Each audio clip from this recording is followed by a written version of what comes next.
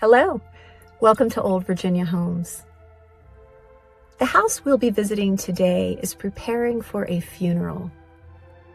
In 1775, Peyton Randolph, the president of the First Continental Congress, died in Philadelphia at age 54 from a stroke.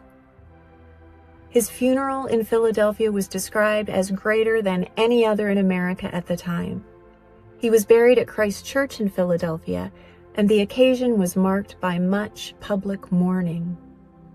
However, about a year later, Randolph's nephew returned his body to Virginia, and a second funeral would be held in Williamsburg. We'll see Randolph's house today as it may have looked then, 250 years ago. The casket on display in the dining room has not yet been delivered to the chapel at the College of William and Mary's Wren building, where Randolph would ultimately be laid to rest. Join me as we visit the Peyton Randolph House, an old Virginia home in Williamsburg. Let's go.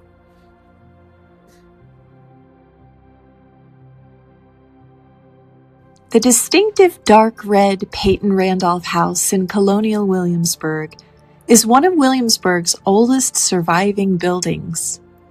Although it is now a large, cohesive house, it was originally two separate houses bridged by a later middle section. The first house is thought to have been built in 1715, the second in 1724. The 1724 portion is a reconstruction built on its original footprint. Peyton Randolph inherited these properties from his father, Sir John Randolph, and joined them, creating a single homogeneous house. Peyton Randolph was born into a colonial dynasty, but because he was the second son, not the first, his inheritance was not massive. However, his father did see promise in Peyton, and he was given his father's entire collection of books with the prospect that his son would betake himself to the study of the law. Peyton did indeed study the law, relocating to London to do so. He returned to Virginia upon being admitted to the bar in 1743. He soon married Elizabeth Harrison, a descendant of the influential Carter family. As Randolph became more entrenched in politics and more opposed to the Crown's treatment of the colonies, he was eventually considered to be a radical by Great Britain. America, however, considered Randolph to be more of a moderate in his restrained approach to independence. Although Randolph contributed significantly to the early stages of the American Revolution, he died just months before the signing of the Declaration of Independence. Incidentally, he died while dining with his cousin, Thomas Jefferson. After Randolph's death, Jefferson purchased the library full of books that Randolph had inherited from his father and then expanded throughout his life. Here we see the library at the Peyton Randolph House, interpreted as if these books are being packaged up in preparation for their new home.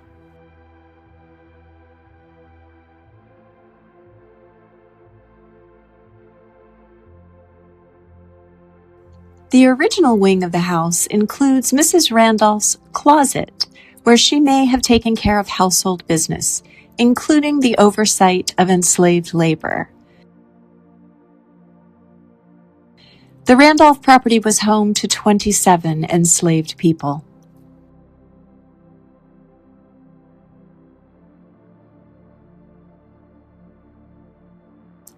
Mrs. Randolph also probably would have spent much time in the adjacent parlor, welcoming guests for tea or spending time on handiwork. Peyton Randolph also may have entertained here, as we know the home welcomed many notable guests, including George Washington and the Marquis de Lafayette.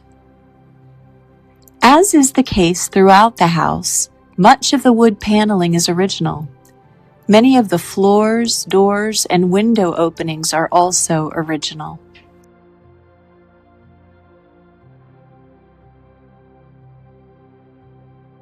This house is often included as a stop for ghost tours. Students of the paranormal claim that the house is a hotspot of supernatural activity. It would be hard to determine who the spirits are that haunt these halls, since many tragic deaths occurred here over the years. 4 enslaved workers died of smallpox during an epidemic. The home also served as a makeshift hospital during the Revolution. And a family who owned the home in the early 19th century, the Peachy family, lost a young child when he fell from a tree. The Peachy family also owned the house during the Civil War when again it was converted into a field hospital. There were certainly struggles when the Randolphs owned the house as well. The complexity of ideologies in this place that would have been felt, some spoken, some unspoken, would have made the Peyton Randolph House quite the Peyton place. First of all, Peyton's brother John was the most prominent native Virginia loyalist. After serving as Attorney General of Virginia, he left in 1775 and spent the remainder of his life in London. This must have created quite the family rift, particularly since Peyton was designated as a rebel and British General Thomas Gage was tasked with arresting and trying him. More to the point, Peyton Randolph was blacklisted as a patriot, and it was proposed that he be arrested and hanged after being the first to preside over the Continental Congress. There also would have been the constant undercurrent of the inevitable resentment felt by the enslaved laborers at the Randolph House, as discussions of freedom would have been taking place among the patriots. Without a doubt, this would have been a time when these people would have yearned for, and in some cases plotted, self-liberation. Listed as household inventory in Randolph's estate, as was the custom, an enslaved woman named Eve, along with her son George, are noted as gone to the enemy, referring to when they first ran away from the Randolph family. Eve was probably a personal maid, as she was among the highest valued, at 100 pounds. After her escape, Randolph's nephew placed this ad for her return. She was recaptured and was subsequently sold due to her purported bad behavior. Other Black freedom seekers from the Peyton Randolph inventory included 13 individuals who ran to British forces. Each of their names also included a notation on Randolph's will: gone to the enemy. It was a complicated time in history, and the story of this house has so many layers, just like the man who owned it.